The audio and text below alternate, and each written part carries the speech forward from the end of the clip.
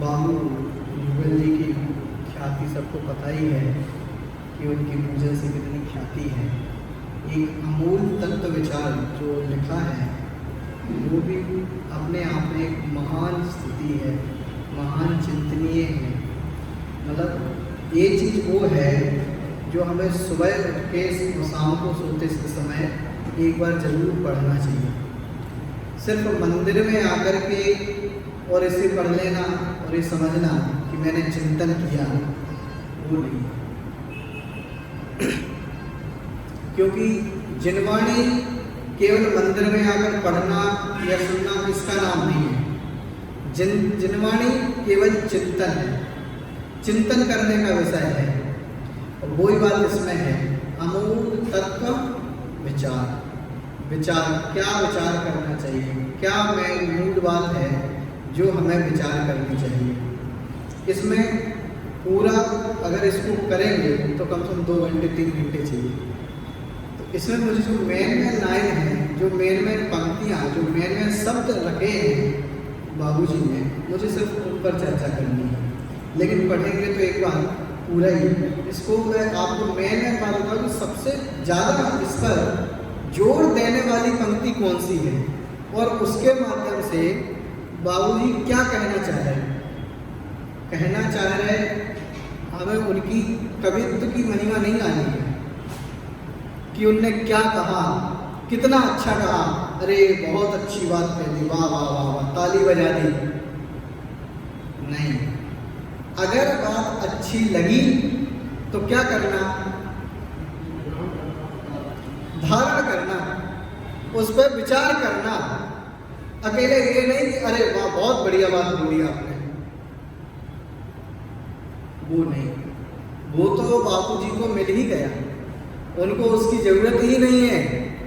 मैं आपको कोई अच्छी बात कहूँ और वो बात आपको अच्छी लग जाए तो मैं ये नहीं चाहता कि आप आकर के मेरी पीठ थपथपा दो, आपने वो बात कही बहुत अच्छी लगी, उससे मुझे कोई मतलब नहीं। क्यों? क्योंकि मेरी कोई बात नहीं है, मेरे तो सिर्फ शब्द है, मैं तो सिर्फ बोल रहा हूँ। सारी बातें जिनवाणी की हैं और वो बात आपको अच्छी लग गई तो आपका कल्याण हो जाएगा, मेरी सेवा से तो उसी में। ऐसे ही अगर हमने इन बातों को धारण कर लिया तो बापूजी के लिए, बापूजी की ख्याति नहीं है। उनने लिखी किसके लिए? उनका तो चिंतन चलता ही था इन बातों का। जो बातें उन्होंने स्मृति में लिखी हैं उनका तो चिंतन प्रति समय था ही। अब ये चिंतन किसको करना है? हमें। सबसे पहले क्या है? बहु पुण्य पुंज प्रसंग से शुभ देह मानव का मिला, तो भी अरे भव चक्र का फेरा नहीं कभी टला। फेरा न एक कभी टला। कहाँ पे? कि इतना शुभ देह मिल गया। कौन सा? मनुष्य का। अब देखो 2 बातें हैं। एक तब तो क्या कहते हैं, ये देह असुर है, गंदी है, छोड़ने योग्य है। और यहाँ क्या कह रहे हैं? शुभ देह। दो बात हो गई। आपने सुनी नवद्वार वहे गुणकारी, पढ़ी सुनी होगी आपने, पढ़ी। और अब यहाँ कह रहे शुभ देह, इसी का नाम तो स्यादवाद है, अनेकांत स्यादवाद है, इसी का नाम तो नए है। वहां किस अपेक्षा कहा है और यहाँ किस अपेक्षा कहा है? लड़ने वाले तो इस पर तैयार हो जाए, कैसी बातें कर दो। कल ही आपने कहा था कि ये देह ऐसो गए, तो आज आप बैठ गए, कल शाम को पंडित जी कह रहे देह ऐसो गए, तो आज सोए आप कह रहे देह सो गए। आप दोनों की आपस में ट्यूनिंग नहीं है क्या? क्या बातें करनी क्या नहीं करनी? देह शुभ है कि अशुभ है? यह तो अशुभ ही है, लेकिन इसी अपेक्षा से मनुष्य देह को शुभ कहा। बिल्कुल सही। यहाँ क्यों शुभ कहा? क्योंकि इसी देह से केवल मोक्ष मिल सकता है। केवल यही गति है जिसके द्वार में, जिसमें 5 द्वार हैं, मतलब मोक्ष में जाने का द्वार केवल यहीं से बनता है। और कहीं से कोई ऑप्शन मोक्ष में जाने का नहीं है। कितना ही कुछ कर लो आप, कहीं से कोई भी देव, मतलब सर्वार सिद्धि वाले इतनी चर्चा करते हैं, हम कितनी चर्चा करते हैं, सर्वार सिद्धि के देव इतनी चर्चा करते हैं, लेकिन उनको एक ही समस्या है, क्या? कि उनके पास मनुष्य देह नहीं है। इसलिए इसको शुभ कहा कि ये शुभ देह मिला। अब इसका शुभ तो हमें मिला, लेकिन हमें इसकी महिमा है। हमें लगती है कि ये देह जो ये शरीर ये मनुष्य भाव में मिला है, ये हमारे लिए उपयोगी है। हम इसका उपयोग कहाँ कर रहे हैं?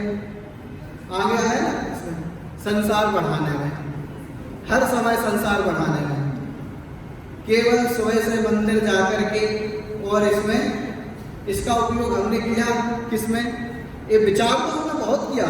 ओहो हो, आज प्रवचन में सुना कि यह देह अंत में हुई, हे भगवान ऐसी भावना भाई हमने कि ये हमारा मनुष्य भाव अंतिम हो, अब और न बढ़े। लेकिन उसका विचार पर हमें द्वारा आया, वही वो कह रहे इसमें, बहु पुण्य पुण्य प्रसंग से शुभ देह मानव का मिला, तो भी अरे भव चक्र का फेरा नहीं। हमें देह तो मिली, लेकिन हमने इसमें पुरुषार्थ क्या किया? भव चक्र को काटने का पुरुषार्थ किया, उसकी तरफ बढ़े, उसका विचार किया, तब तो ये देह शुभ है। अन्यथा कोई मतलब नहीं है। फिर से मिल जाएगी, कईयों को मिली, बहुत लोगों को मिली, बहुत हैं जिनको इसका पता ही नहीं है। हमें पता है तो हमें इसका विचार नहीं है। विचार करने के लिए पहले पता तो चले कि हमें किस बात का विचार करना है, लेकिन हम तो ये है कि हमें तो पता है कि हमें क्या करना है। इस मनुष्य भाव का सदुपयोग हम कैसे कर सकते हैं, लेकिन फिर भी हमें इसका सदुपयोग करने का भाव नहीं आता। इसमें मैं जल्दी करूंगा, जो मेन बातें हैं उस पर कर लेंगे, क्योंकि समय बहुत कम है और इसमें बातें बहुत सारी हैं। सुख प्राप्ति हेतु प्रयत्न करते सुख के जाता दूर है, तू क्यों भयंकर भाव मरण प्रवाह में चकचूर है। जो एक मेन लाइन है, सुख प्राप्ति हेतु प्रयत्न करते सुख के जाता दूर है। पंडित जी को मुझे लगता है ध्यान नहीं था, क्यों? उन्होंने क्या लिखा? सुख प्राप्ति हेतु प्रयत्न करते सुख के जाता दूर है। ये गलत है। कैसे? क्योंकि मैं सुबह से कोशिश करता हूँ कि एसी लग जाए और दोपहर तक मेरा एसी लग जाता है। कहीं किस लिए? गर्मी लग रही है, मैंने सुबह विचार किया मुझे एसी चाहिए, दोपहर तक मेरा एसी लग गया, तो मुझे सुख चाहिए था, मुझे सुख मिल गया। तो पंडित जी क्या लिख रहे हैं? सुख प्राप्ति है तो प्रयत्न करते सुख के जाता दूर है।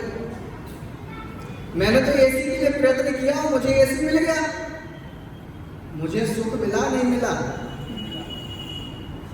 भाई मुझे गर्मी लग रही थी, अभी सारे एसी पंखे बंद कर रहे हैं 15 मिनट के लिए, और फिर चालू करें तो अच्छा लगता है नहीं लगता है? सुख मिलता है नहीं मिलता है? सुख प्राप्ति हेतु प्रयत्न करते सुख जाता दूर है। आप मुझे बताओ, आप में से कितने लोग हैं, इंक्लूडिंग कि जो दिन भर ये प्रयास करते हैं कि मैं सुखी नहीं हूं, मैं सुखी नहीं हूं, मैं दुखी रहूं, मैं दुखी रहूं? ऐसा कोई सोचता है? या हमारा हर सेकंड ये रहता है कि मैं सुखी हो जाऊं, मैं ऐसा बैठा हूं, अगर ऐसे बैठूं या ऐसे बैठूं, किस लिए? यही है, ये हाथ में ऐसे रखो, किस लिए? सुख के लिए ना। और पंडित जी क्या करें? सुख प्राप्ति हेतु प्रयत्न करते सुख ज्यादा दूर है। अगर इनकी बात माने तो हम जो दिन भर करते हैं वो सब उल्टे जा रहे हैं। अहमदाबाद जाना है और कहां जाना? मुंबई, मतलब जहां भी जाना है हम उल्टे ही जा रहे हैं। अगर ये बात कहें सुख प्राप्ति हेतु प्रयत्न करते सुख ज्यादा दूर है, कि हम दिन भर सुख के लिए प्रयास करते नहीं करते हैं? आप सुबह से शाम तक मेहनत क्यों करते हो? शाम को शांति से जाके सो सकें। करते नहीं करते? लेकिन ये क्या कह रहे हैं? सुख प्राप्ति हेतु प्रयत्न करते सुख जाता दूर है। क्यों कह रहे हैं? क्योंकि जिस मार्ग से मोक्ष मिलना है, परम सुख मिलना है, वो जो उससे जो सुखी होंगे वो आप दिन भर कमाई करने से प्राप्त नहीं कर सकते। दिन भर आप एसी की चाह करने से वो सुख प्राप्त नहीं कर सकते। तो फिर आप उल्टे ही जा रहे हैं ना? आप नहीं, हम सब उल्टे ही जा रहे हैं ना। सुख प्राप्ति हेतु प्रयत्न करते सुख जाता दूर है। हम तो क्या समझ रहे हैं, हमें जाना तो मोक्ष में है, लेकिन चलो थोड़ा सा ये कर आते हैं, चलो थोड़ा वहां जाते हैं, थोड़ी देर दुकान खोल लेते हैं, पूजन आधा घंटे की कर लेते हैं, क्यों? दुकान के लिए लेट हो रहे हैं। तो हम जिसको सुख समझ रहे हैं वो असलियत में सुख नहीं है, और हम जिस सुख की तरफ बढ़ रहे हैं वो तो असली सुख से विपरीत मार्ग है। इसलिए उन्होंने कहा सुख प्राप्ति हेतु प्रयत्न करते सुख जाता दूर है। हमने कितना समय लगाया इस मोक्ष मार्ग की प्राप्ति के लिए, कि हमें जिससे मोक्ष मार्ग छोड़ो, मैं सम्यक दर्शन की बात करता हूं, हम दिन भर में कितना समय देते हैं कि हमें सम्यक दर्शन हो जाए? पंडित जी ज्यादा तो नहीं कहूंगा, लेकिन मुझे तो दिन भर में विचार ही नहीं आ पाता कि मुझे सम्यक दर्शन भी करना है। मैं अपनी डायरी पेन लेकर के भी घूमता हूँ तो उसमें काम में कभी ये नहीं लिखा रहता कि मुझे सम्यक दर्शन भी करना है। उसमें ये तो लिखा रहता है इससे पैसे लेना है, आज वहाँ जाना है, कल वहाँ जाना है, इसमें जाना, उसमें जाना, लेकिन मुझे मोक्ष में जाना है, सम्यक दर्शन चाहिए, वो नहीं लिखा। क्या? सुख प्राप्ति हेतु प्रयत्न करते सुख जाता दूर है। अब जब जब इसको पढ़ो तो ध्यान रखना कि हम जिसको सुख मान रहे हैं असलियत में वहां सुख नहीं है, और असलियत में जहां सुख है हम उसकी तरफ बढ़ ही नहीं रहे। तू क्यों भयंकर भाव मरण प्रवाह में चकचूर है। हम दिन भर भाव मरण करते रहते हैं, केवल सांसारिक कार्यों में पूरा दिन और ये जीवन पूरा बिताए जा रहे हैं, लेकिन जो असलियत में सुख है उसकी चर्चा तो सुनते हैं, चर्चा तो करते हैं। ऐसा नहीं कि चर्चा नहीं करते। हमने 10 दिन बहुत चर्चा करी नहीं करी, सुना नहीं सुना, सम्यक दर्शन कैसे होगा, मोक्ष कैसे होगा, लेकिन हमारे अंदर एक चीज बैठी हुई है, क्या? कि हमें तो हो ही नहीं सकता, हम तो मिथ्या दृष्टि है, हम तो संसारी हैं, पंचम काल में होता ही नहीं है।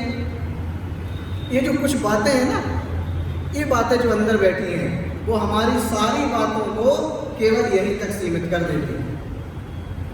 घर पे जाकर के हमें इसका विचार नहीं आता कि आज सम्यक दर्शन की बात हो रही थी। आचार्य कुंद देव ने कहा है कि 6 मास लग जाओ, सिर्फ सब कुछ छोड़ दो। क्या कहा? सिर्फ 6 महीने दे दो, सब कुछ छोड़ के कुछ मत करो, 6 महीने केवल आत्मा का ध्यान करो, तुम्हें सम्यक दर्शन हो जाएगा। गारंटी दी है उन्होंने, कुंद कुंदाचार्य दे। किसने दी गारंटी? मैं आप नहीं दे रहे। जिन्हें मंगलम भगवान वीरो, मंगलम गौतमो गढ़ी, मंगलम कुंद कुंदा, वो ये गारंटी दे रहे हैं कि 6 महीने के लिए लग जाओ तो बस आपको सम्यक दर्शन हो जाएगा। लेकिन हमें ऐसा लगता है, क्या हमें अंदर में ऐसी बात उतरती है कि हम 6 महीने लगेंगे तो हमें सम्यक दर्शन हो ही जाएगा? अगर ये बात लगती होती तो अब तक सम्यक दर्शन हो गया होता। क्योंकि पर्यूषण तो हर साल आते हैं, 10 लक्षण तो हर साल आते हैं। ये सुख प्राप्ति हेतु प्रयत्न करते, सुख जाता दूर है। कि हम सुख की बातें तो सुनते हैं, सुख की तरफ प्रयास नहीं करते। सुख की सिर्फ बातें सुनते, सुख की तरफ प्रयास नहीं करते हैं। प्रयास तो हम उसी सुख की तरफ करते हैं जो असलियत में दुख रूप है। देखो आगे वाली लाइन में क्या कह रहे हैं? लक्ष्मी बड़ी अधिकार पर बढ़ गया क्या बोलिए, परिवार और कुटुंब है क्या वृद्धि नहीं पर तौलिए। इसका मुझे कोई विशेष अर्थ करने की आवश्यकता या विशेष बताने की जरूरत नहीं है, क्योंकि पंक्ति अपने आप कह रही है कि लक्ष्मी बड़ी अधिकार पर बढ़ गया क्या बोलिए। कि चाहे पैसा बढ़ जाए, चाहे पद बढ़ जाए, इससे कोई मतलब नहीं है, इसी से कोई मतलब नहीं है। लेकिन जो बढ़ना चाहिए, जो असलियत में पद मिलना चाहिए, परम पद, उसकी तरफ हम नहीं बढ़ते। केवल लक्ष्मी बड़ी अधिकार पर बढ़ गया क्या बोलिए, परिवार और कुटुंब है क्या वृद्धि नहीं पर तोल। खुद ही तोलने की बातें हैं। इसके बाद जो पंक्ति आ रही है, ये सबसे बड़ी पंक्ति, जो सबसे मूल पंक्ति है। संसार का वर्णना रे नरदेह की यह हाल है। संसार का वर्णना रे नरदेह की यह हाल है। कौन सी नरदेह की हार है? कौन सी देह की हार है? जो ऊपर उठेंगे ना, बहु पुण्य पुंज प्रसंग से। ऐसे इजीली नहीं मिली कि हर किसी को बोले तुम मनुष्य चले जाओ, तुम देव चले जाओ, तुम नरक चले जाओ, तुम त्रियन चले जाओ। इनसे हमारी पहचान नहीं, कुछ कम करो, स्वर्ग में भेज दो। एक ठीक ठाक है पहचान वाले, इनको मनुष्य में भेज दो। इनसे तो सीधा नरक ही भेजो इनको। ना ना, इनको नहीं चलेगा भैया, इनका अच्छा कैसे हो जाए? ऐसे ऐसे बंटवारे होते हैं। बहु पुण्य पुंज प्रसंग से जो हमें देह मिली, क्या है? संसार का वर्णा रे नरदेह की है हमारे।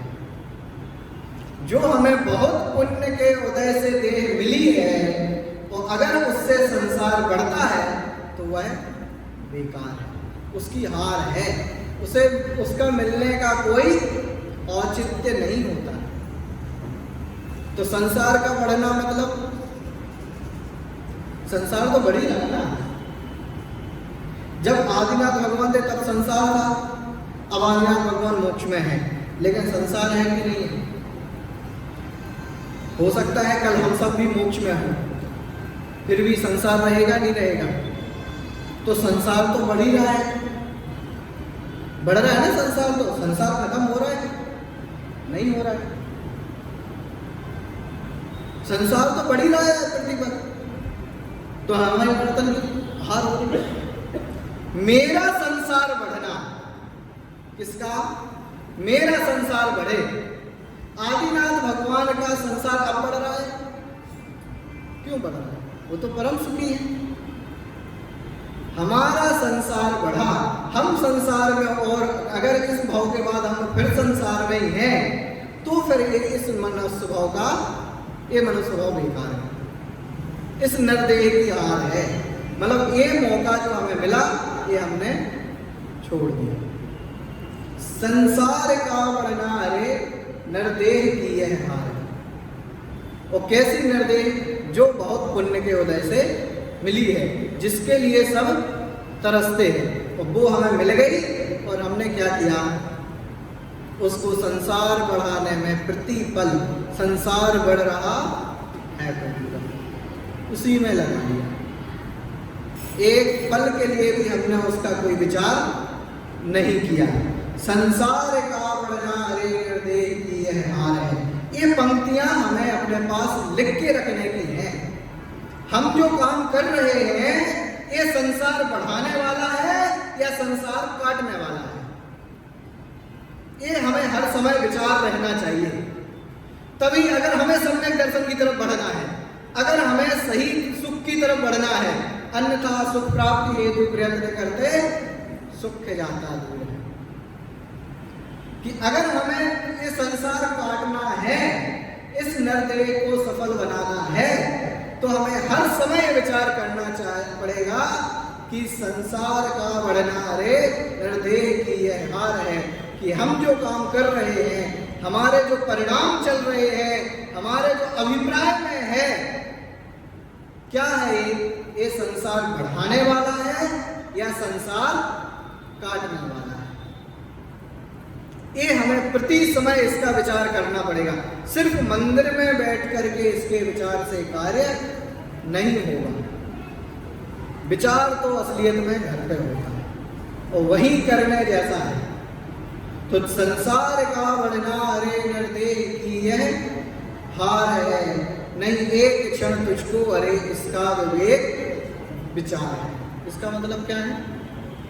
नहीं एक क्षण तुझको अरे इसका विवेक विचार है। विचार तो हमें आ भी जाता है, लेकिन हमें विवेक नहीं है। कैसा विवेक नहीं है? हम उसके लिए काम ही नहीं करते। पढ़ तो लेते हैं, उसके प्रति उसको ध्यान में रखते ही नहीं है। हम कभी ये सोचते ही नहीं है कि ये संसार कटने वाला है, काटिए हम एक जो हम कर रहे हैं इसका परिणाम संसार बढ़ाने वाला है या संसार काटने वाला है। अगर इसका विवेक हम रखेंगे तो हम निश्चित रूप से किस तरफ जाएंगे? सम्यक दर्शन की तरफ जाएंगे। इस मनुष्य भाव को सफल करने की तरफ जाएंगे। कौन सी मनुष्य देह जो हमें इतने पुण्य के उदय से मिली कि संसार का बढ़ना रे निर्देह की यह हार है। एक पंक्ति बस हमें ये याद रह जाए, ये पंक्ति हमारे दिमाग में चलती रहे, हर समय इसका विचार आता रहे, सोते उठते बैठते हर समय। तभी हमारा मंदिर आना सार्थक है, तभी हमारा स्वाध्याय करना सार्थक है। और यदि हमें स्वाध्याय के बाद मंदिर के बाद ये विचार नहीं आता तो मेरा मंदिर आना फिर क्यों? क्योंकि फिर मैं उसी मार्ग की तरफ जाऊंगा, संसार बढ़ाने की तरफ जाऊंगा, संसार को काटने की तरफ पुरुषार्थ नहीं करूंगा। और अगर हमने संसार बढ़ाया तो उसका क्या है? निर्देह की यह हार है। नहीं एक क्षण तुझको अरे इसका विवेक विचार है। अब इसके बाद जो एक पंक्ति आई, निर्दोष सुख निर्दोष आनंद लो जहां भी प्राप्त हो, यह दिव्य अंतस्तत्व जिससे बंधनों से मुक्त हो। कौन सा सुख प्राप्त करो? अभी जो ऊपर कहते सुख प्राप्ति हेतु प्रयत्न करते सुख जाता दूर है। अब यहां बता दिया निर्दोष सुख निर्दोष आनंद। कौन सा सुख? सुख में कौन सा दोष होता है? जो सुख में दोष होता है क्या कोई? हम इतने आराम से बैठे हुए हैं, सुखी हैं, या सब सुखी हैं? है नहीं है सब सुखी हैं?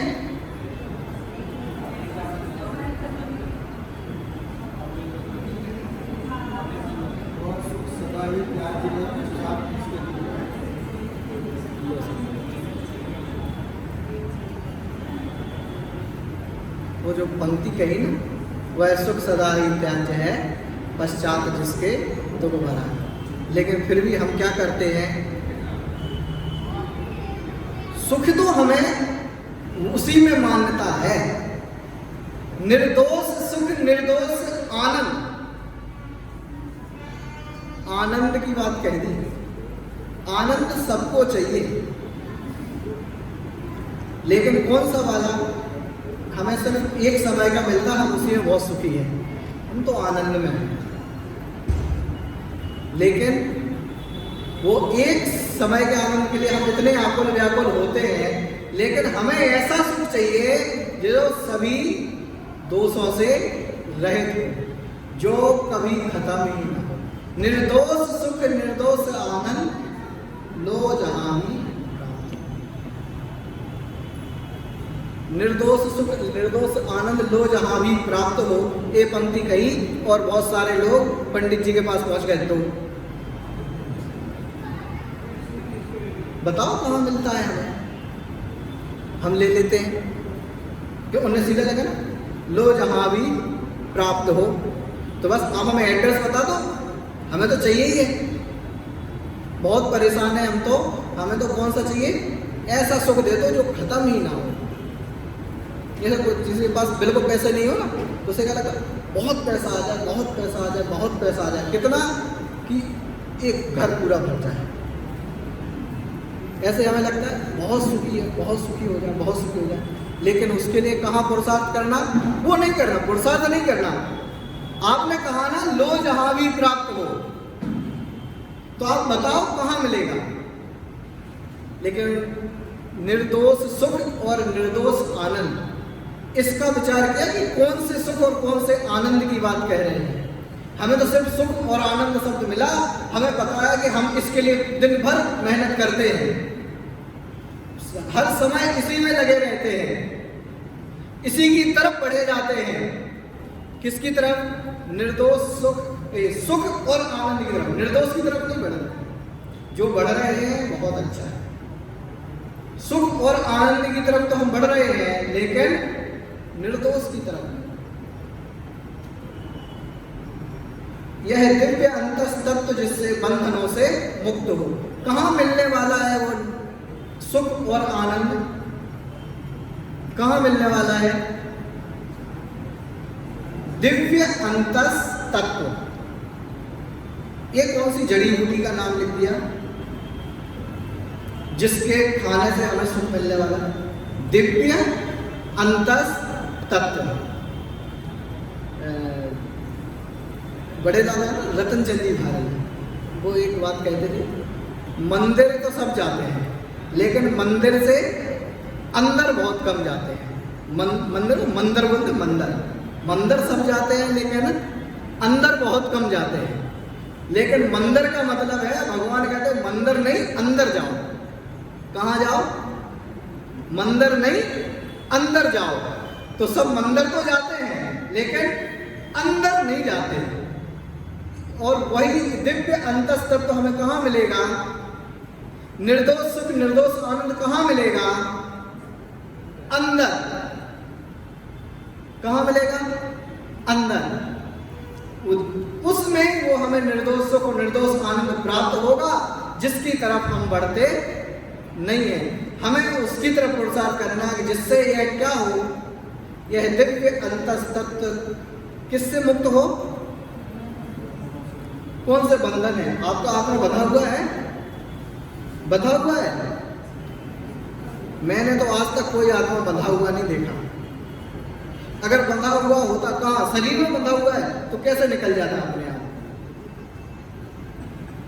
बंधा हुआ है क्या, हमने मान रखा है, क्योंकि हमने इस शरीर को अपना मान रखा है और उसमें इसको बांध रखा है। तभी तो वो कह रहे हैं कहाँ जाओ, अंदर जाओ। यह दिव्य अंतस्तत्व जिससे बंधनों से मुक्त हो। ऐसा पुरुषार्थ करो कि जिससे बंधनों से मुक्त हो। उससे क्या होगा, बंधनों से मुक्त होने से क्या होगा, ऊपर वाली पंक्ति में कहा, निर्दोष सुख और निर्दोष आनंद प्राप्त होगा। ये उन्हें जानबूझ के कहना पड़ा, क्योंकि हमें जब तक ये पता नहीं चले कि हमें इससे क्या मिलेगा, तब तक हमें वो काम करने की इच्छा नहीं होती। रहता है ना, जब तक कुछ नहीं उससे हमें रिटर्न का नहीं लगे तब तक हमें वो करने की इच्छा नहीं होती। तो वो क्या मिलेगा? निर्दोष सुख, निर्दोष आनंद। और एक कौन सा सुख है जो कभी खत्म होने वाला नहीं है। इसमें जो एक समय हो गया, तो जो एक और बात है प्रमुखता से जिसमें मुझे बात करनी थी, जो इसमें नीचे है, किसका वचन उस तत्व की उपलब्धि में सिद्धभूत है। कौन से तत्व की? आत्म तत्व की। ये वाली तो आपने पढ़ी हुई है। एक जो पंक्ति मुझे सबसे ज्यादा अच्छी लगती है कि किसका वचन उस तत्व की उपलब्धि में सिद्धभूत है, निर्दोष नर का वचन रे वह स्वानुभूति प्रसूत है। जो मेन बात हमें इसमें लगती है, किसका वचन? मेरे वचन, आपके वचन, पंडित जी के वचन, सब मना करे जा रहे। निर्दोष नर कौन? उनको नर क्यों कहा? यहां निर्दोष नर क्यों कहा?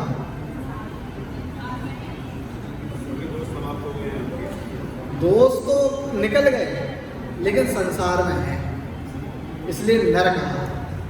नर तो केवल इनके लिए लगता है ना, सिद्ध को नहीं लिया, यहां अरिहंत को लिया है। किसको लिया है? निर्दोष नर। यहां क्योंकि सिद्ध नहीं कह सकते, सिद्धों की वाणी नहीं खिरती, क्योंकि उपदेश कौन देता है? अरिहंत। कौन देता है उपदेश? अरिहंत। निर्दोष नर का वचन। जैसे प्रधानमंत्री का संदेशा है ना कि सबको घर में रहना है, तो उसके बाद कोई कुछ पूछता है? नहीं पूछता ना। ऐसे ही निर्दोष नर का जो वचन आ गया, उसके बाद कुछ शंका की बात है? यहां कहने को कह रहे थे, आचार्य कुंद देव कहते हैं ऐसा कि यह दिव्य अंतस्तत्व जिसके बंधनों से मुक्त हो, ऐसी बात आचार्य कुंद देव कहते हैं, या कोई मुनिराज कहते हैं, जिनवाणी में लिखी। लेकिन यह निर्दोष नर क्यों कहा?